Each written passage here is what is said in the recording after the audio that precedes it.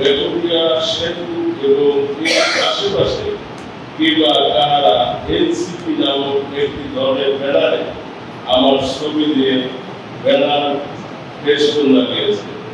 এটা শুনে আমি অবাক হয়ে যাই।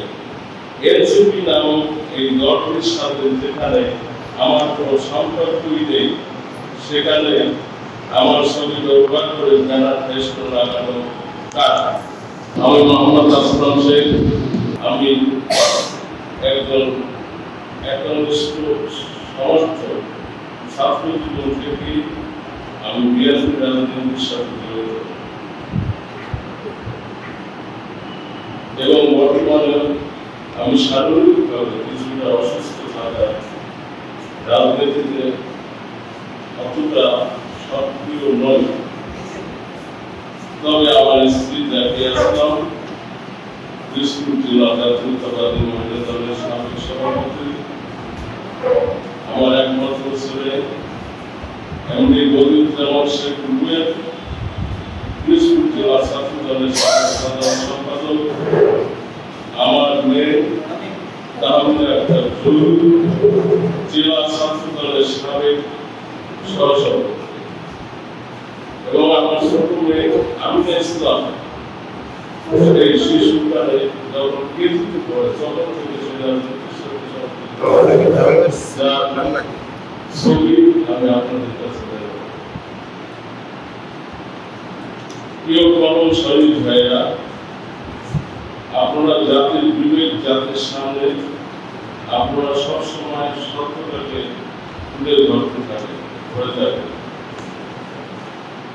আপনারা দেখেছেন গত 16টি বছর আমি এবং আমার পরিবার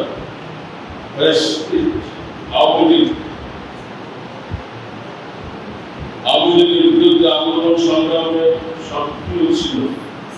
বিশেষ করে আমার ছেলে বদিউজ্জামান শেখ রুবেল এই কাশ্মীরের বিরুদ্ধে আন্দোলন সংগ্রামের স্কুলে রাজপথে সামনে থেকে নেতৃত্ব দিয়েছে, যে কারণে তার বিরুদ্ধে অনেক মামলা হয়েছে, বারবার হামলার শিকার হয়েছে এবং 30 থেকে 35 বার সে জেলে গিয়েছে।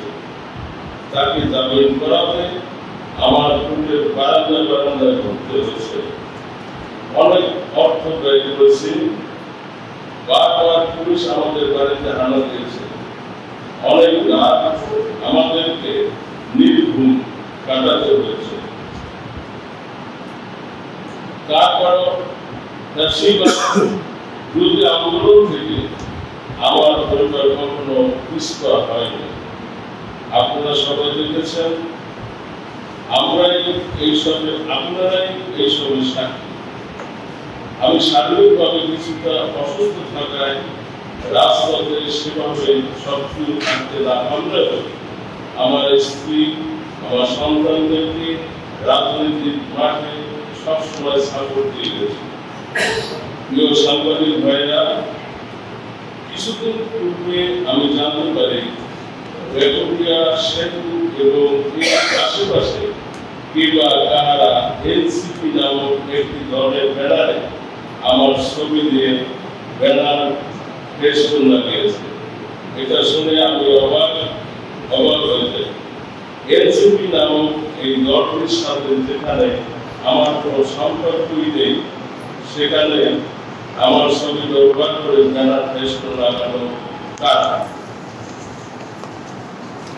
পরবর্তীতে আমি বুঝতে পারি একটি অশুভ চক্র আমার এবং আমার পরিবারকে রাজনৈতিকভাবে প্রতিপূর্ণ করার জন্য উদ্দেশ্যপ্রণোদিতভাবে আমার ছবি ব্যবহার করে এই ব্যানার ফেস্টুন টানিয়েছে। যদিও ইতিমধ্যে আমি সেই ব্যানার ফেস্টুনগুলো নামিয়ে ফেলার ব্যবস্থা করেছি।